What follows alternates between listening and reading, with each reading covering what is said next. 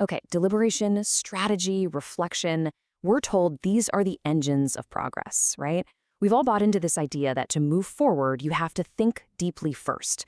But what if the very act of thinking, when you take it too far, actually becomes the anchor holding you in place? There's a shadow to our greatest asset, an expensive habit that pretends to be responsibility. That's overthinking, and it quietly puts a tax on your potential. So let's break down exactly what that cost is. So I want you to start right here with this question. Just think about it for a second. In a world that's constantly changing, it's so easy to tell ourselves we're just being thorough, waiting for the perfect moment or for a little more data. But let's be real. Is that what's actually happening? Or have we just confused motion in our minds for actual movement in the world? Getting trapped in that loop of analysis that feels productive, but honestly goes nowhere. And this right here perfectly captures that core conflict. See, the illusion is that all this endless analysis is what a responsible leader does. We tell ourselves, if I just plan a little more, I can get rid of all the risk.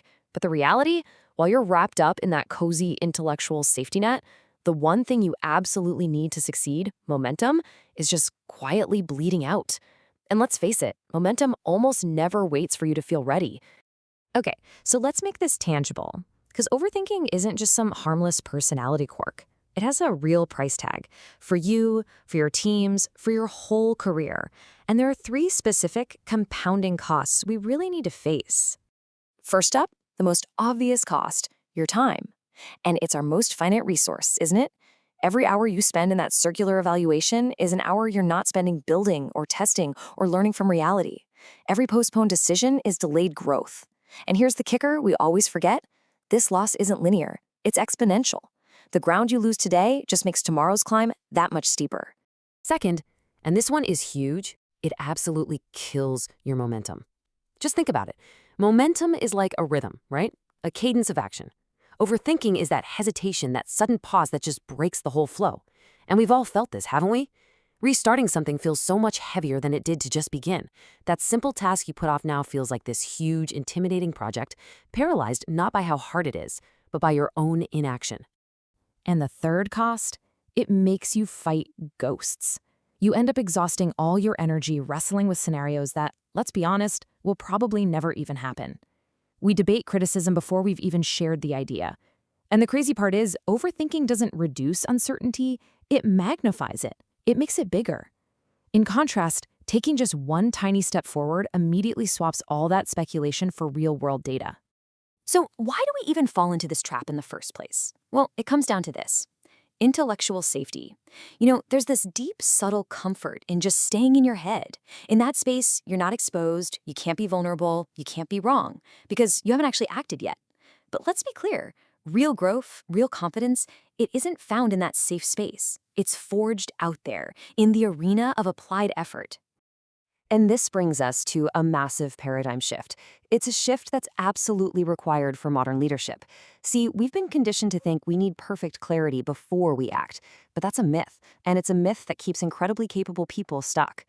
The truth, clarity is a consequence of action, not a prerequisite for it. Just let that sink in for a second. Clarity doesn't come from stillness, it comes from movement. The best decisions are never made with perfect information. They're made with sufficient information and, critically, the commitment to adjust along the way.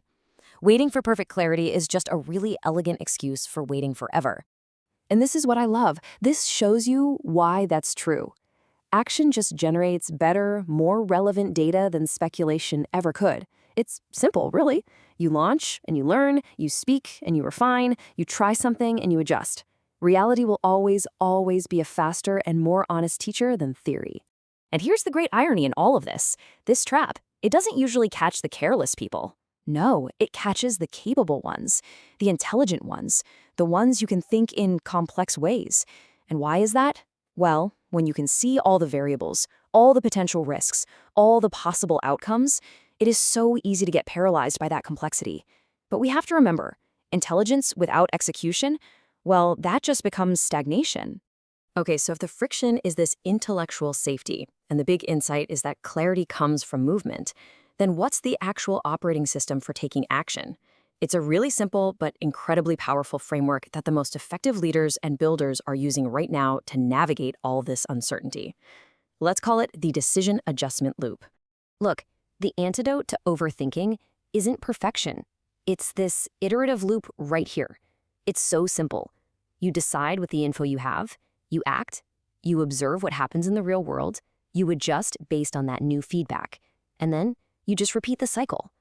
This whole thing isn't about getting it right on the first try. It's about getting it moving. That iteration, that's what builds speed. That's what builds resilience. And let's be crystal clear about something here.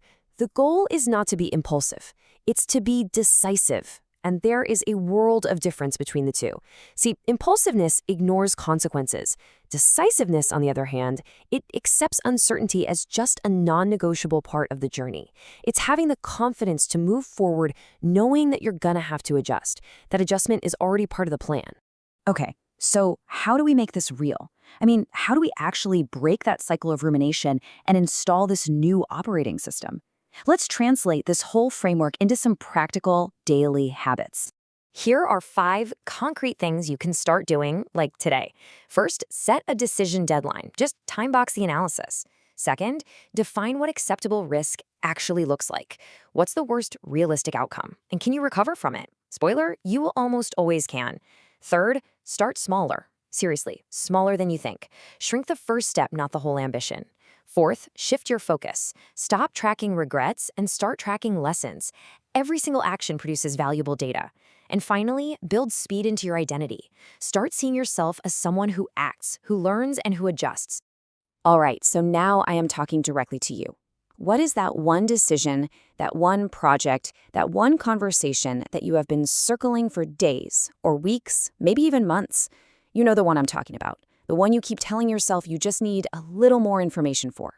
That is the thing. It doesn't need a perfect plan, it just needs movement. The smallest possible first step. Because here's the truth. Over the long term, the leaders who really compound success, they aren't always the ones with the highest IQ. They're the ones with the highest rate of execution. They're the ones out there accumulating real-world experience, not just theoretical scenarios in their heads. They correct their course faster because, well, they're actually on a course to begin with. And this is where it all comes together. This is where personal growth scales into true leadership. Because your clarity, it isn't just for you. Your momentum, that's not just for you either. As a leader, a mentor, even just a teammate, your delay becomes the bottleneck for everybody else. But your decision, that unlocks their action. Your momentum ignites their momentum. This isn't just about being more productive. It's about your impact. Growth isn't just how far you go. It's how many people you take with you on that journey. So I'll leave you with this question. Who are you enabling today?